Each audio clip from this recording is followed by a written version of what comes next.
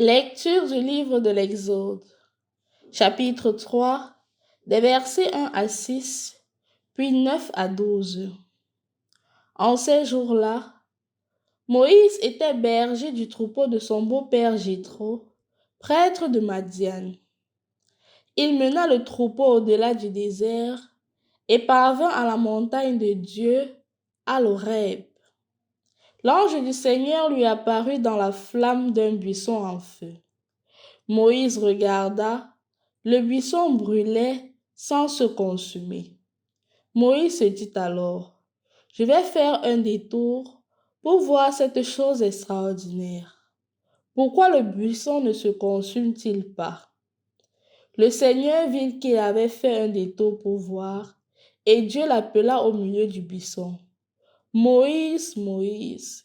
Il répondit, « Me voici. » Dieu dit alors, « N'approche pas d'ici, retire les sandales de tes pieds, car le lieu où tu te tiens est une terre sainte. » Et il déclara, « Je suis le Dieu de ton père, le Dieu d'Abraham, le Dieu d'Isaac, le Dieu de Jacob. » Moïse se voila le visage, car il craignait de porter son regard sur Dieu. Le Seigneur dit, « Maintenant, le cri des fils d'Israël est parvenu jusqu'à moi, et j'ai vu l'oppression que leur font subir les Égyptiens. Maintenant donc, va, je t'envoie chez Pharaon. Tu feras sortir d'Égypte mon peuple, les fils d'Israël. » Moïse dit à Dieu, « Qui suis-je pour aller trouver Pharaon et pour faire sortir d'Égypte les fils d'Israël? » Dieu lui répondit, « Je suis avec toi, et tel est le signe que c'est moi qui t'ai envoyé. Quand tu auras fait sortir d'Égypte mon peuple, vous rendrez un culte à Dieu sur cette montagne. » Au nom du Père et du Fils et du Saint-Esprit. Amen. Loué soit Jésus-Christ. Le cardinal Raniero Cantalamessa, dans l'une de ses prédications, racontait l'histoire d'un monsieur qui se plaignait à Dieu.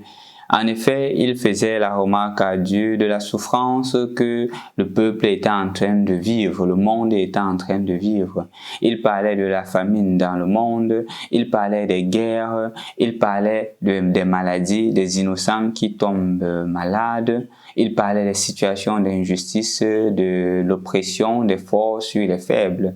Il donnait l'exemple de la famine dans la mesure où dans certains pays des personnes meurent parce qu'ils n'ont pas de quoi manger. Pourtant, ailleurs, les personnes en ont tellement qu'ils en jettent.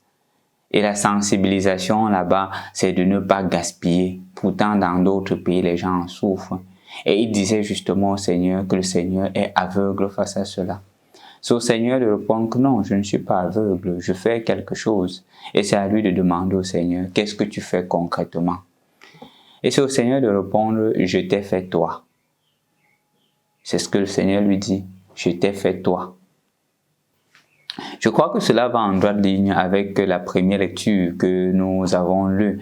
Hier, je nous ai invités à lire tout le 2e chapitre. Aujourd'hui, nous abordons le 3e chapitre. Dans le 2e chapitre, on voyait comment est-ce que Moïse a décidé de fuir. Fuyant justement, il se retrouve à Madian et c'est là qu'il sauve la fille de son beau-père qui sera finalement son beau-père Reuel. Et c'est là que Reuel lui donne la grâce d'habiter chez lui à Madian et d'épouser l'une de ses filles. Dans la première lecture d'aujourd'hui, nous voyons comment est-ce que l'histoire de Raniero Cantalamessa, le cardinal, est en droite ligne avec ce que nous avons écouté, dans la mesure où le Seigneur dit qu'il a pris conscience de la souffrance du peuple. Le Seigneur n'est pas indifférent à la souffrance de ce peuple-là. Et de ce fait, qu'est-ce que le Seigneur fait? Il choisit Moïse pour aller libérer son peuple, pour aller sauver son peuple. Parce que le Seigneur souffre de voir son peuple souffrir. Mais il a besoin de personnes qui puissent le représenter. Il a besoin de personnes qui puissent accomplir sa parole. Il a besoin des envoyés pour pouvoir libérer ce peuple-là. Et c'est ainsi qu'il porte le regard sur Moïse. Bien que Moïse se sente pécheur, bien que Moïse se sente imparfait, le Seigneur l'appelle. Je crois que, chers frères et sœurs dans le Christ, cette parole qui a été adressée à Moïse, « J'ai vu la souffrance de mon peuple et je t'envoie le libérer », c'est la même parole que le Seigneur t'adresse et m'adresse aujourd'hui. Le Seigneur a vu la souffrance de nos frères et sœurs humains et le Seigneur, comme Moïse, nous envoie les libérer. Ça ne veut pas pour autant dire que nous sommes parfaits, non. Comme nous l'avions vu la semaine passée, le Seigneur Jésus-Christ n'a pas appelé des personnes parfaites.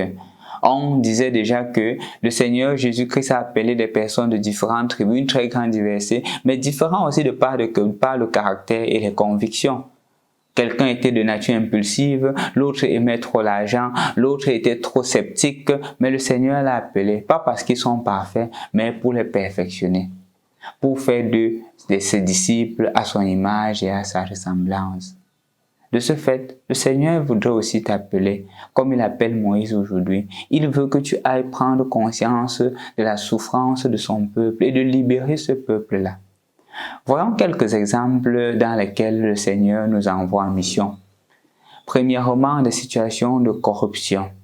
Des situations, des milieux où nous sommes, dans lesquels ce ne sont que des personnes qui ont l'argent qui peuvent entrer. Les personnes qui sont compétentes ne peuvent pas y entrer.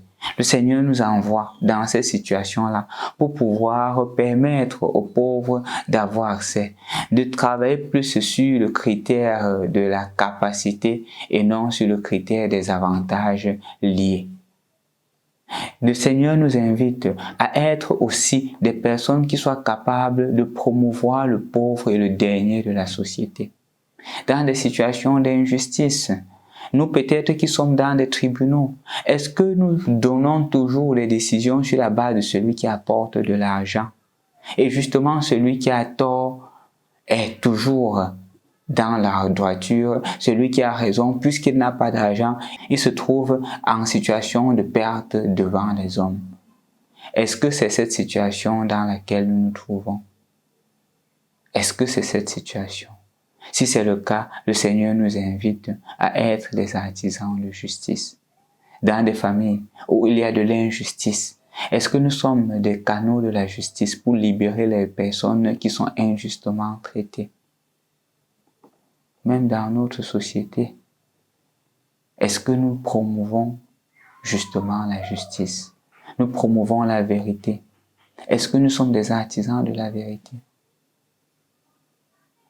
Dans le monde, qu'est-ce que nous faisons en faveur des plus pauvres? Est-ce que nos lois nous permettent d'aider davantage les pauvres? Ou peut-être de façon officielle, on dit que ce sont les pauvres, on vient les aider. Mais au fond, c'est plutôt un donnant-donné. On donne quelque chose officiellement et on en retire plus derrière. Le Seigneur nous envoie en mission comme Moïse. Cela ne veut pas dire que la mission sera facile, mais si c'est le Seigneur qui nous appelle, il sera avec nous. Demande-toi aujourd'hui, qu'est-ce que le Seigneur t'appelle à faire? Quelle est la mission qu'il te confie aujourd'hui, dans cette journée, en cette journée même? Qu'est-ce qu'il te demande de faire? Il a vu la souffrance des autres. Est-ce qu'il y a une situation d'injustice, de souffrance qui est devant toi? Si tu la rencontres aujourd'hui, le Seigneur te dit, va, libère mon peuple. Et en posant un geste de justice, un geste de vérité, tu es en train d'agir comme Moïse. Tu fais tien cet appel que Moïse a reçu. Au nom du Père et du Fils et du Saint-Esprit. Amen.